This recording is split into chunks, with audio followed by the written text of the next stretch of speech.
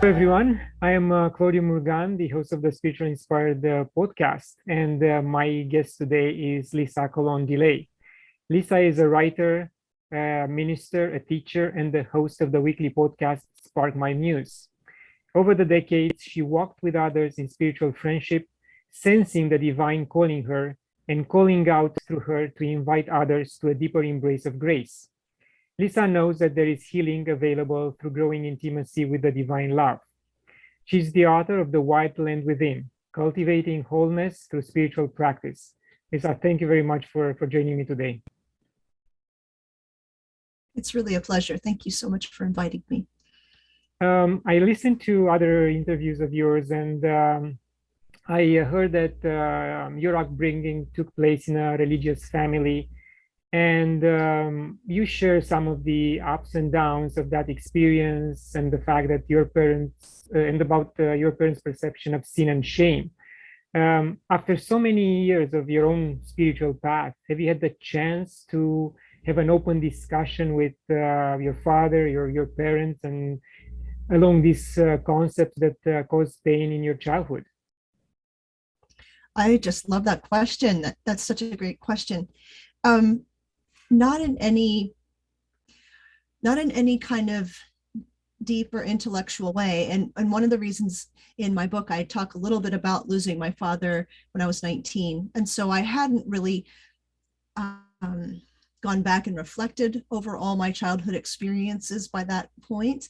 And I feel like I lost my dad when I was still feeling like a child in many ways. And my mother is still alive, but I think our talks have nibbled at the edges of some of these conversations in terms of fundamentalism and this kind of legal way to understand religion in terms of God. But this is more the kinds of conversations I've had with people who have come out of the same sorts of backgrounds. Some people call themselves ex-evangelicals. This is like a formerly evangelical or fundamentalist, and those can be sort of interchangeable terms. But if you've been in that environment and it was in some way abusive and you leave it and then look back after that point, there's a lot of similarities. People say, oh, did this happen to you? Did your parents make you listen to this radio show or watch this movie? Or there's a lot of things like that. And those kind of deep conversations happen more amongst those types of people. Yes, I mean, from my own experience, religion wasn't a big part of my childhood. And only later in life, I was able to really have meaningful discussions with my parents. And my father passed away recently. And even before that, I was able to have certain talks on the subject of, divinity and going within and meditation.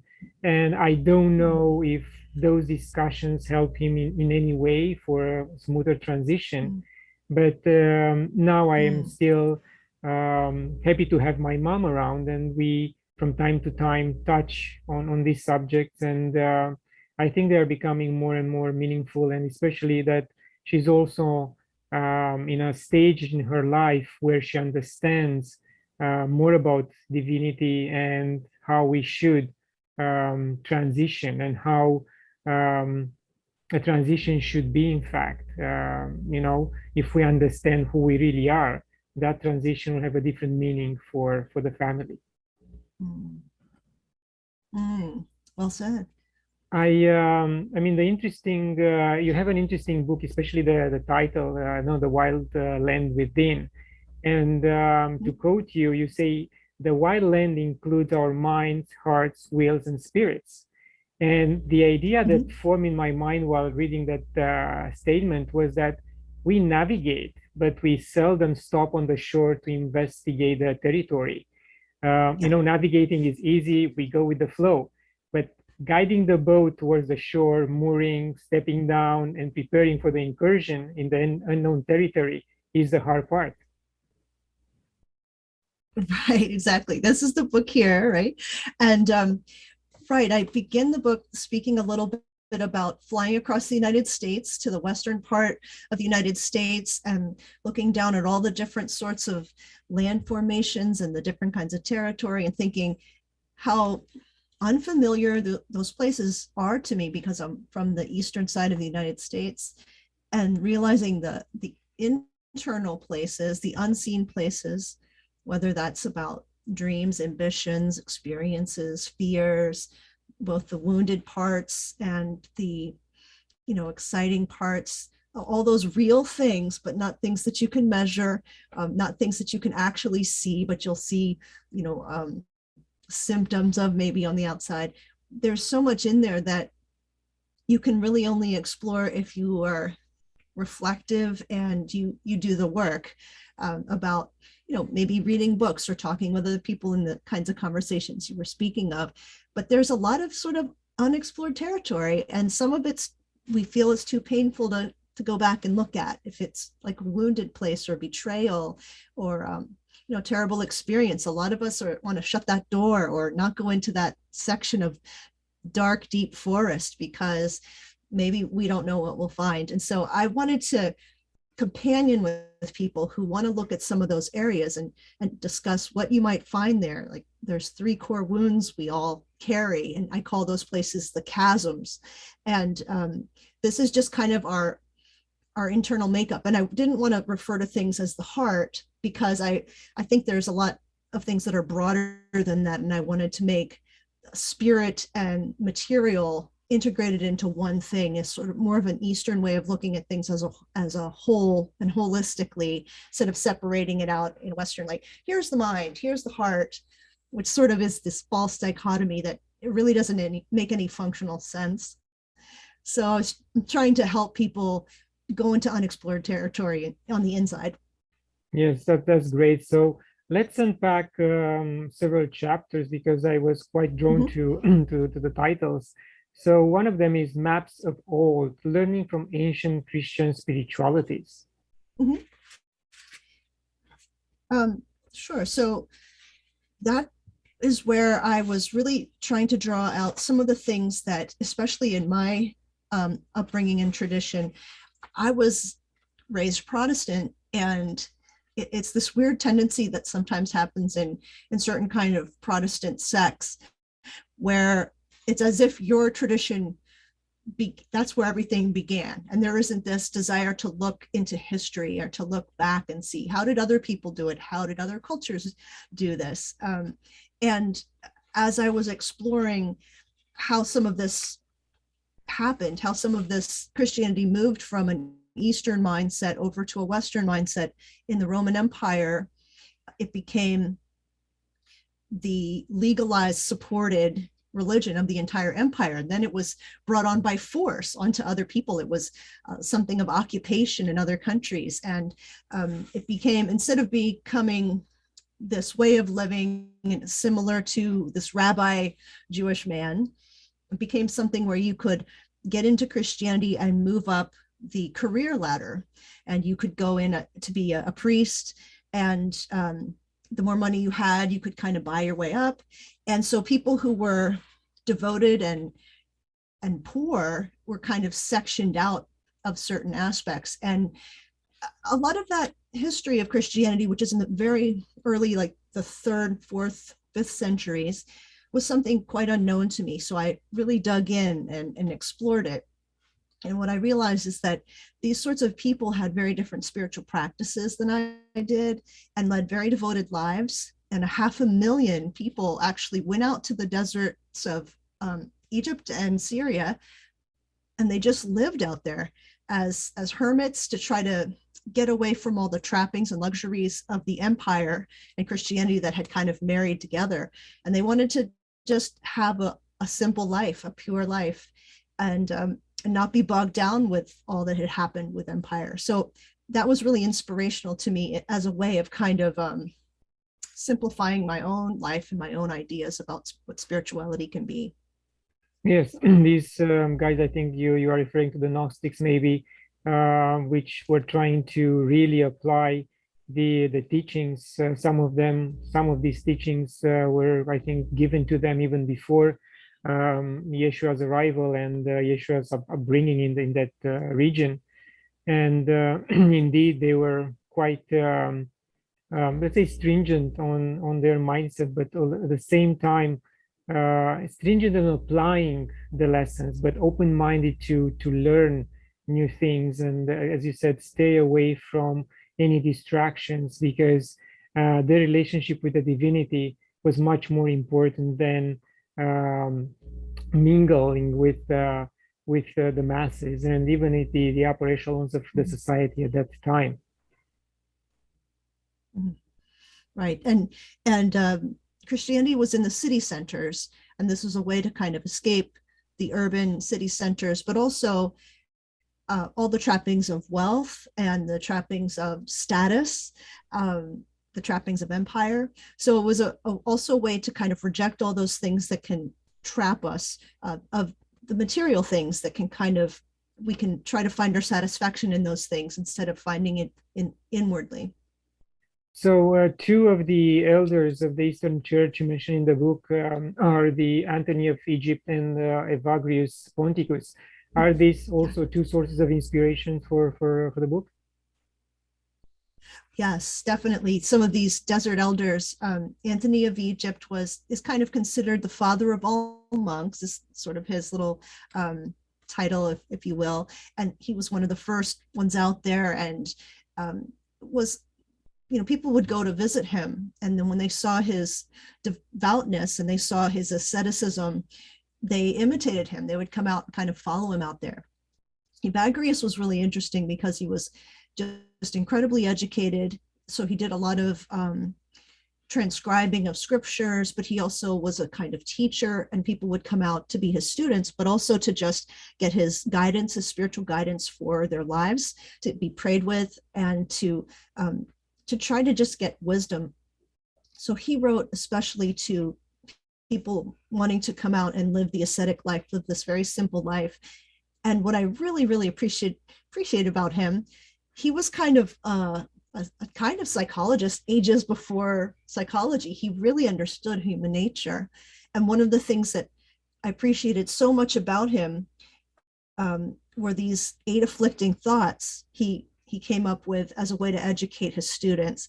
And later on, Pope Gregory took those 8 afflicting thoughts and made them into the 7 deadly sins. So most of us have heard of them. And that's when they became moral failings and ways we can feel judged and ashamed.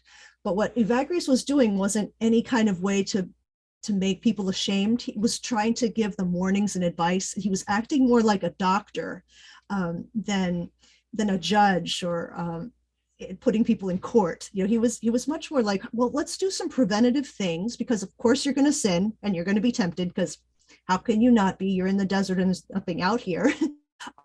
So of course you're going to get hungry. You're going to want sexual experiences. You're going to get jealous of other people, all the things that would normally tempt and thwart us. So he really thought of things in a different way, and thought of us as vulnerable instead of just like shameful, disgusting people. It's really kind of a different way of seeing that. And from my spiritual formation background, it gives me a lot of hope. And I think about how do we improve? Are we just like worthless, simple people that can never actually improve? Or are there ways we can slowly transform and be better to ourselves and better to other people? So I wind up talking about this in the book as the climate of our inner lives, which creates certain weather patterns of our inner lives. Can be different for each person, but these 8 afflicting thoughts, like wrath and acedia and lust, gluttony, and all the rest, they work like weather systems moving in and out. And the really brilliant point that is kind of being underscored now in psychology in a more mainstream way, that didn't really happen in the Middle Ages very much, was that Evagrius said, you're not your thoughts, or the temptations that you have are not attached to you and part of you inherently as a person. They come and then they go. If you just persist and hang on, they'll leave. And I thought of that as weather. I think it's really important that we don't attach ourselves to the thoughts we have, thinking, I'm an anxious person. Well, you might just be having anxious thoughts, and maybe you won't have those later. But if you decide something about yourself, you can actually kind of, it's a self-perpetuating, a self-fulfilling prophecy as well. So I liked his stance on human nature and his way of seeing people being able to grow and mature and move past some of their vulnerabilities. Yes, I mean, I would like to add the links to these books in the description of the interview, because that will prove to everyone listening and having the curiosity to find these books that these ideas which we hear today are pretty much recycled for millennia. And all we have to do is to just be open to them. It's not like me. It's kind of reinventing the wheel pretty much. The wheel was invented 2,000, 4,000, 5,000 years ago, and we just happened to rediscover it, and use it. But we have to be smarter in how we use it and adjusting it to the society, existing society circumstances, our, place in society, and how we act with ourselves based on how deep we know each other. So that those links, I think, in these books will be a treasure for those who are interested. Yeah, thank you for saying that. I think Evagrius is definitely a person to go back to and look at his writings, keeping in mind that of who he was writing to at the time. So he's writing to mainly monks who are coming out into the desert. So we can't directly apply it to us perfectly because, I'm not living in the desert. I'm living in the United States. I have like a lower middle income household, so it's not going to directly apply. And at the time, anything like sex was considered very sort of vile. And, so there's some differences that we have to kind of adjust for. But in general, some of the overarching themes about not attaching to our thoughts and letting them pass, super helpful for reorienting ourselves to how we relate in the world and how we relate to other people. If we think a person is just like this and they can't change, or we think, well, maybe that's a weather pattern moving in and out, and what will they be like tomorrow, or what will they be like with a little more reflection in their lives? Probably that will be altered then. Yes, very, very deep indeed. Another chapter is predators and prey, befriending our fears. Yeah. I really wanted to dive a little more deeply into fear, because this is something that keeps everyone I know. I don't know anybody who either fear keeps us from doing things, or from, we stay stuck because of it, or we're oblivious to our fear and we call it something else. We'll make up excuses. Well, it's, there's this reason, or there's this reason, like procrastination. People say, well, I just procrastinate, I put things off. Well, if you dig a little deeper, it probably has something to do with fear. So I wanted to make sure that I covered that. And I wind up talking about these two trickster figures, the fox and the rabbit, which are used in different folklore and fairy tales as ways to understand these sorts of creatures within our inner world. They're always there, but if one of the creatures, if there's an imbalance, there's too many rabbits or there's too many foxes, we'll be all out of sorts. But also we have to kind of appreciate them for who they are in this wild land, because they keep us, we need their cleverness, and we need to kind of respect them on their own terms and befriend them on their own terms. Their fox is a little bit wild, but it's the kind of idea where we don't want to separate ourselves or hate any part of ourselves that is confusing, and just say, well, look, I don't like that part of myself, that afraid part of myself. I'm going to pretend it doesn't exist. I'm going to separate off from that. But just to welcome those parts, just say, yeah, sometimes I get afraid of certain things, and that's because my brain is trying to protect me from harm and pain, which is pretty important. It's the kind of idea of reconciling what is painful, which we usually run from, or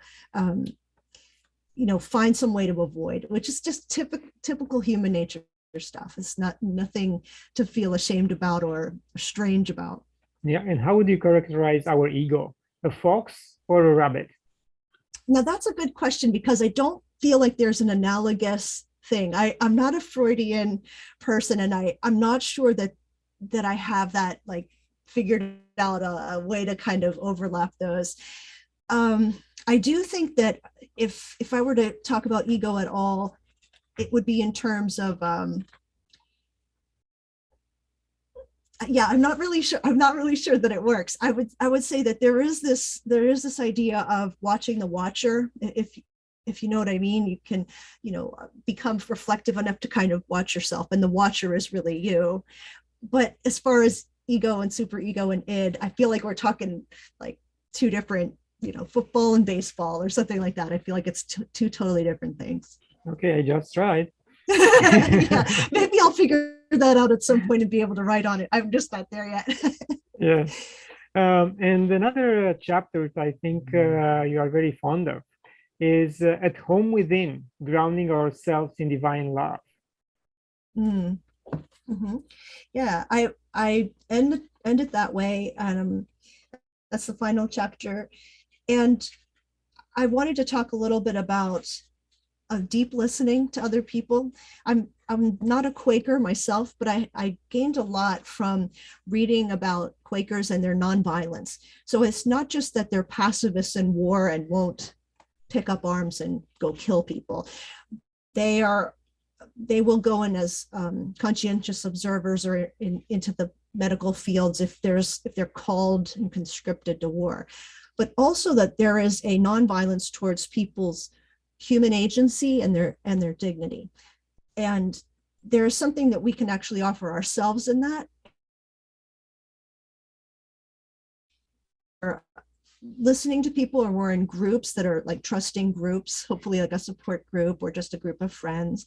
If we can listen to each other without correcting each other or setting each other straight or advising each other, but actually truly listen and just ask questions that are open-ended, that the person can discover their own wisdom. This is to act non-violently towards them. And this helps someone become at home within, because they are finding that they have enough. And also what happens when we impart wisdom is that usually someone goes, well, I asked, so now I can check that off the box and do what I was going to do anyway. People are not usually that interested in taking our advice. Most of the time, they want to be heard. They want to feel someone's listening and someone cares. And from our end too, sometimes we're really quick to give advice because fixing it feels a lot less stressful than just listening and feeling helpless, and feel like we're not doing anything productive towards solving a problem. So I wanted to make sure that I touched on some of these areas of how do we listen really well in order that that person becomes empowered into their own agency, into their own full dignity, and not just have dominance over them or have, in a sense, a kind of violence or manipulation. There's a lot of other things in that part of the chapter, but that's something that I really learned from pacifists in terms of Quaker tradition and Quaker thought is it's really unusual to be a true pacifist, because you have to have your own boundaries and also completely respect other people's boundaries in terms of wanting your own way. Yeah, so then another conclusion is that we should put Quakers into political positions because they will never start a war. Well, that would be nice, wouldn't it? Yes. I wonder though, if the only person that was a Quaker that was the American president was Nixon, and I don't believe he was a practicing Quaker. No. But I do think that if somebody is truly acting in those ways, they would be listening. They would be doing so much more listening and so much more negotiating. The problem is, I think that people with those ways don't seek any kind of political power in the first place. So not even interested, so we won't be able to find them too easily. They're busy helping other people. Yes, and as you said, I think that the moment we decide to ground ourselves in divine love, there is no more competition with anyone else outside us, like our brothers and sisters. There is no desire for too much material achievement, and everything or most of what we are will go within to perpetuate and strengthen that connection with divinity. So again, all these limits and boundaries you mentioned somehow will be in place by default because we are at a different level of consciousness and we understand existence from a different perspective. Well said. I love how you said that. I know you have experience with inmates in federal prisons, and recently I talked to one of my guests, Bree Greenberg Benjamin, and she explained from her own experience and how successful she was. What was your experience with inmates? Pardon me. I worked in a situation of like teaching and mentoring in the federal prison for, these were mostly nonviolent drug offenders in some regard. And it was an amazing experience that left me with a lot more hope than I thought. I went in thinking, I hope I can be an encouragement to people who are completely ignored and forgotten in society. I want to go in there and just, and they're so grateful too. Because they do feel forgotten. And after 10, 20 years goes by, their families, their kids don't know them. They were, they went in when they were young.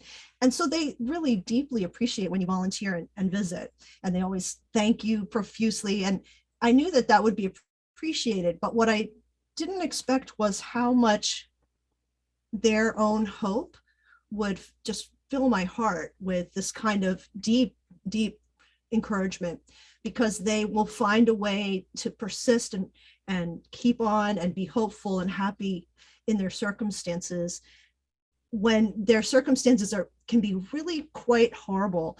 And just in terms of being treated kind of like an animal, and your basic, there's a lot of mind games with the guards, and people just taking away all the little ways you can have make decisions, or okay, you're gonna have to move from here to here, and you don't have any control over where you can be. And there's all sorts of little indignities that happen, large and small, in the prison system. And I was thoroughly won over into a kind of deep friendships with these different people. Made a really huge impact on me, and they were kind of like my I would say they were kind of like a church for me in a sense. Like I found that if they said they would pray for me about something, my child was sick, they would follow right up the next week and they'd say, how is everything going? I really hope everything's okay. And they were completely sincere, completely vested in good for my life. And they didn't have to be. They weren't going to get anything out of that. I was really blessed by the whole thing. And do you see that a high percentage, or let's say a significant percentage of them are finding their way to spirituality while being there, or they still are too much attached to their outside life and desire to go back to that life at the same mindset? Well, there's opportunity for, in the federal and the state systems work very differently. In the federal system is where criminals tend to wish they can go. The state system is much more harsh, I think, and certain states are much more severe than others. So in the federal system, you have a chance to have a lot of different spiritual interaction with your particular tradition. There's opportunities for that. There's a chapel, that there's, they do different feasts for if you're Jewish or if you're Muslim. And but it all depends a lot on what's happening. If there's a lockdown, everything stops and they'll just get their meals sent to their room under their door.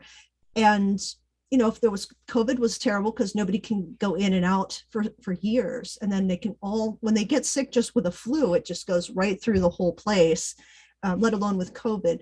So I would say that it's a small, in the best of circumstances, it's still a very, very tiny amount of people that seek out spiritual things. A lot of them just are so wounded, they're not ready or able or willing to look quite yet. Now, some of them go there and they're thinking, like, how did I end up here? I don't want to be back here.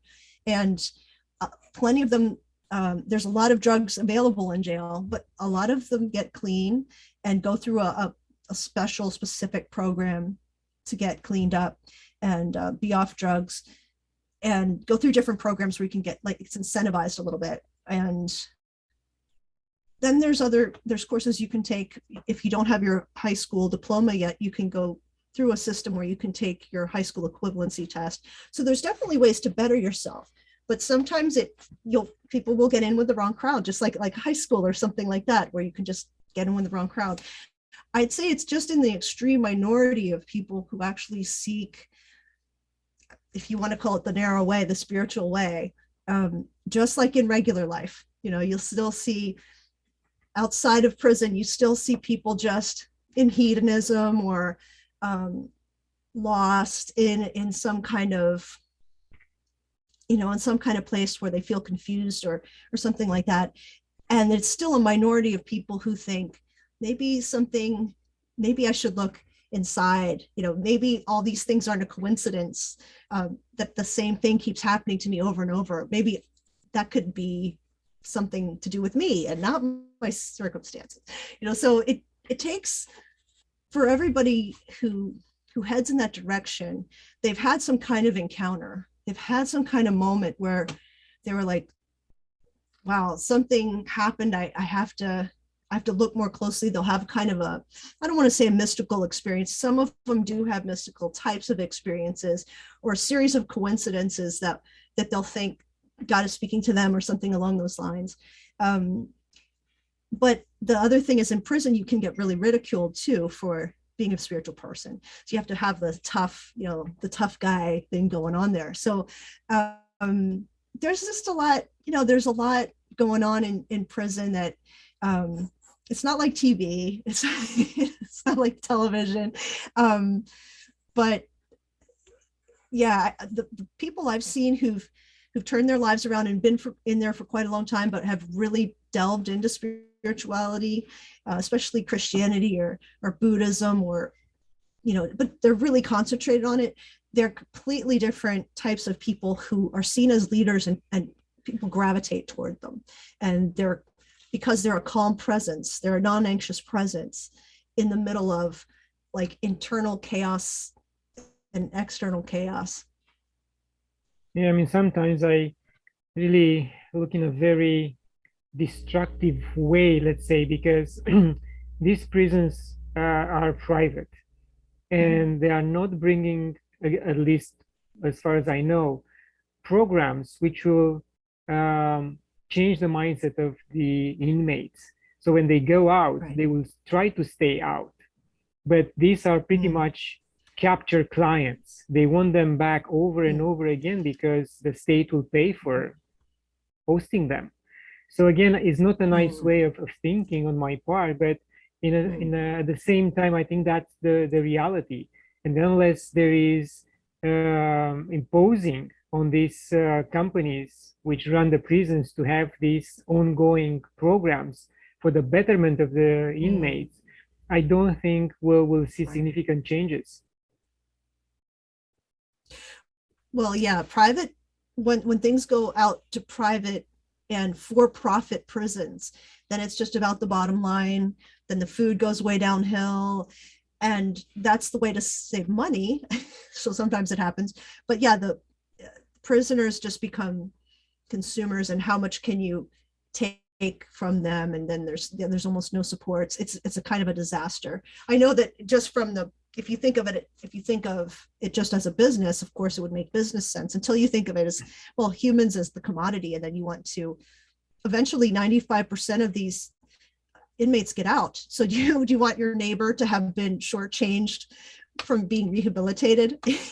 Just like, we got to think ahead here, almost, especially when it's a drug charge. These people leave, and are they going to be more bitter and worse off and not have any of their problems figured out at all? And you want them in your neighborhood? I don't think so. I think it would make sense, of course, to help our society. But you're right. If the money is the bottom line, you need people to fill the beds. Yeah. It'll be interesting as they reform drug laws, for instance. A lot of guys that I had a 3 strikes you're out, so it would be a mandatory long sentence for things that are legal now. It's incredibly unfair. Marijuana, some things have been decriminalized, but these people weren't getting clemency or leniency for their mandatory sentences. Incredibly unjust. And if you were basically, prison is for poor people, because if you have money, you can get a lawyer and have a very short term or no term at all versus probation. So you realize it's directed at certain groups of people who are just the most vulnerable, basically. Yes, yeah, that's the ugly side of our society and human history, unfortunately. I know you are familiar with Father Richard Rohr's work, and he's one of few that are objective in his speaking about what's going on within the church structure. He talks about the both of hypocrisy on the clergy and the congregation. Do you think that this type of attitude, being objective, should come from within the church in order to see a significant change? Well, I don't know if people can be completely objective. Is that possible for people to be completely objective? I don't know, because usually we have some sort of stake in it. What I always want to do is consider when the powerful say something that doesn't help the victim or the abused or the vulnerable, how are they benefiting? And so I'm very much on the side of the dispossessed, of the vulnerable, of the poor, of the disabled, the marginalized, because they're never going to get their shot. The victims will be silenced in one way or another, systematically or actually silenced by perpetrators and by institutions which are there to maintain their power and their status quo. So what I think has to happen is ruthless investigation and cleaning house in these cases where people don't get to keep power when they've been at all affiliated with an institution that has had a lot of corrupt, cover-ups and all that stuff. I think we have to be very, very careful to have safe places. When you have God involved, you're speaking on God's behalf and you're speaking as an authority, and then you wind up, your group winds up being abusive, and then instead of sending those people to the police or jail, or send them out of a job, they should be selling cars or something. They shouldn't get to go into another pulpit and continue predatory behavior. I don't have any tolerance for abusers who continue to be in power. I'm disgusted. So I kind of feel like we need in those cases independent groups to come in and say, well, you're gone. Reparations for people, not that the money is going to make any real difference, but reparations enough to help people cope for therapy and whatever else they need, and to feel shepherded in their wounds and what damage has been done. But I do feel that sadly a lot of institutions, and this just came out about the Southern Baptist Convention conference, all of the cover-ups and hidden things that have come to light. But in my mind, if your institution is going to have a lot of hierarchy and power, these are going to come up as a matter of course, as a matter of consequence, because you've already set it up in not egalitarian way, not where everybody's voice counts, but certain more powerful voices always count more. So it's a setup a little bit for abuse, in my opinion. So I think, I'm not in any position of power at all. I'm just a spiritual friend, and I'm definitely more of a victim advocate and bulldog, you could say. I'm not going to be too easily swayed into siding with any kind of power person in a position of power. Yeah, I mean, these structures became like emotional traps when people open up and put their soul on the table, and someone else take that and abuses them, that's not fair. And of course, that someone has to be held responsible and pay the price. But again, like in regular society, regular business, financial world especially, or pharma, when no one is held responsible for what they are doing, for the corruption, for the debts and everything else, it's just a slap on the hand, and that's it. Life goes on, unfortunately. So again, that has to change. Yeah, it's usually the case. We have to work on disrupting these things, but as usually is the case, money silences people, money fixes things, lawyers fix things, judges fix things.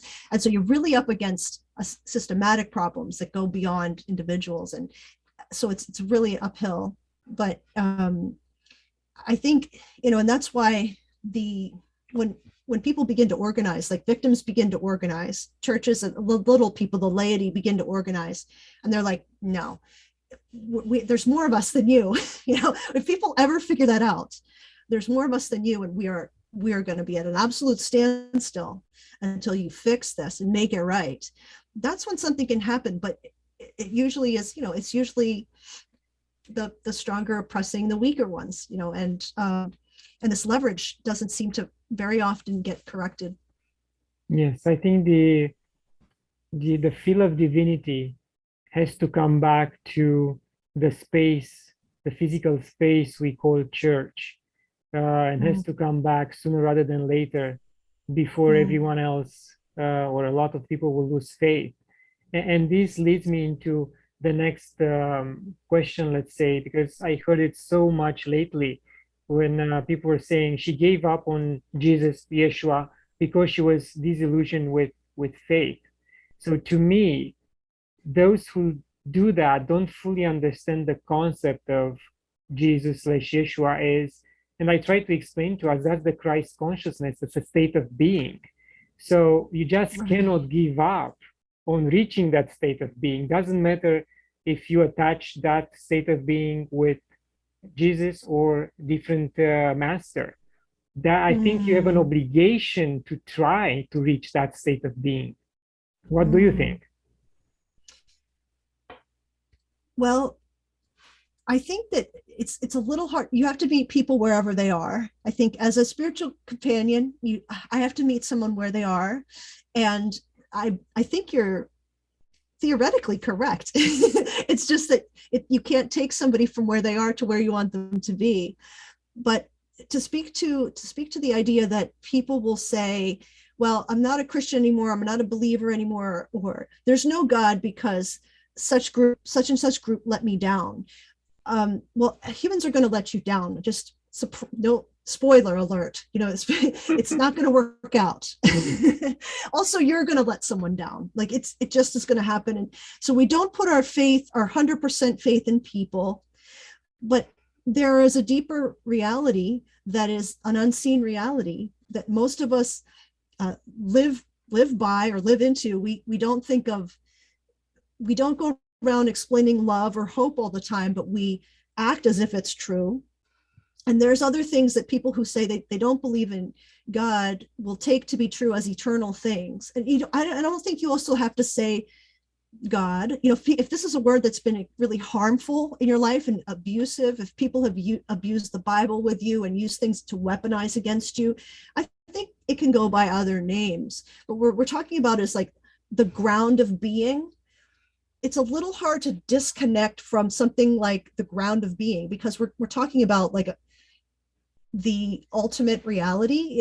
It's like, well, if we're talking to each other and you can understand me, we're dealing with a reality here and we're communicating within it. So that's kind of what I'm talking about. So we're talking about something real that we can agree on, and trying to understand our existence in the deepest ways we possibly can, that make us better, more connected to each other. And I think of spirituality as aliveness. So when people have problems with religion, I get it. My dad was a minister, a fundamentalist minister, and there could be very abusive ideas in that group, very abusive ideas.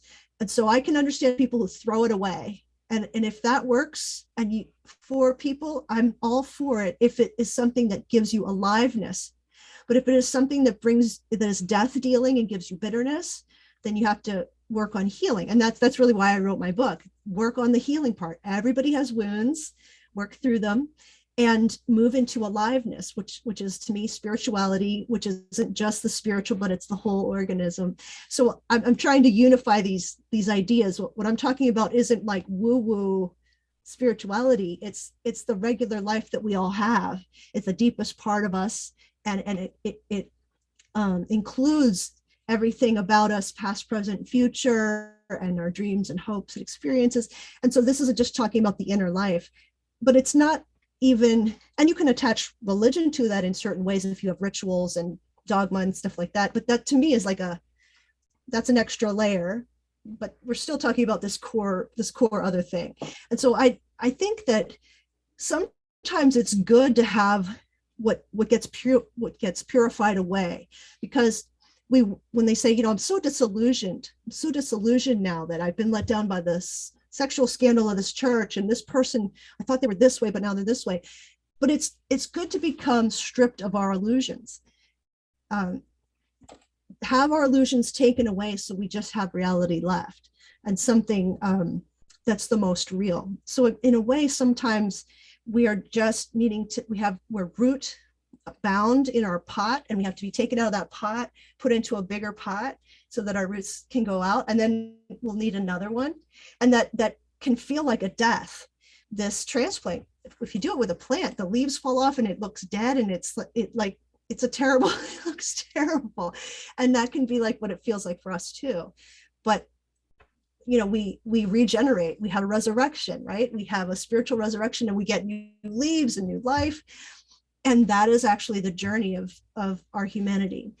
And so I just want people to be encouraged. And if your spiritual journey means that some stuff gets stripped away, it might hurt, it might be hard, but you keep moving into things that feel life-giving and toward people that are life-giving as well. Like don't get involved in cults where the people want to control you or give you less power, all those things that if it doesn't seem like it's life-giving, it's probably because it's not.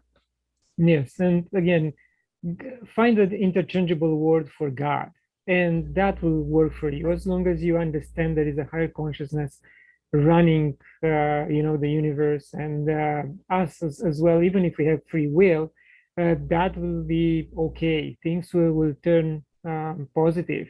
And as I mentioned in a previous interview, I mentioned an Arab proverb. You cannot take your face away from God, because everywhere you look it's his creation. So either you want to accept that it's your to deal with in the end, Right. It's there's a Psalm of David that says, no matter where I go, you're there. In the depths of hell, you're there. It doesn't matter where I go. And I love the idea that God is in hell. Like, okay, what? That sounds really crazy, but I'd like to think that no matter where I go, the darkest, most horrible place, that isn't possible to separate where I am from where God is. And that should be a comfort. That should be a comfort to us, that there's this connecting thing, this source that connects us, something deeper. Consciousness, they're talking about this on quantum levels now, and getting all nerded out with quantum physics and things like that. And they're talking about this in math and science terms now. So this is really, really interesting stuff that sages and shaman have said for millennia. The physics guys are finally catching up, and they're like, wait a second, this appears to be fundamental reality. So we're talking about that. And some people have called it God and made it really, really tiny, and put them in the sky with lightning bolts, but that's not what I'm talking about, And I think it is really important to just acknowledge that there is, if you think there's something deeper going on to your existence, it's because there's something deeper going on with your existence and connecting you to all other kinds of life, plant life, people life, animal life. And to just step toward that. I think that anybody who's sharing that message right now, trying to put more good into the world, more kindness, more connection into the world, we have the harder we are moving towards that, then you'll see the harder the pushback is against it. And I think that's why we're seeing such lunatic behavior sometimes, is because there is good going out, but it'll have an opposite reaction then as well. Yes. Lisa, are you offering any programs, webinars, workshops these days? I just finished a book discussion club, a book group discussion, and I'm hoping to pick one up again, perhaps in the fall. But if people go to sparkmymuse.com, they can either contact me or sign up. And I'm hoping to get people on my newsletter, which is at least once a week or a couple times a week. And that's a paid subscription, but it also will include any kind of connections with my book club. So those things will be free once you are a paid subscriber. Perfect, thank you. We are approaching the end of the interview. Any final thoughts? We probably covered it pretty well. I love when people reach out. I'm on Twitter at Lisa Delay, and I love interacting with people about these sorts of things. Yeah, I hope people pick up the book and just stay in connection. I think that's really fun. Thank you very much for joining me today. Thank you. And to my viewers, thank you for watching. Share it, like it. Download a free copy of my book when you visit my website. And until next time, love and gratitude.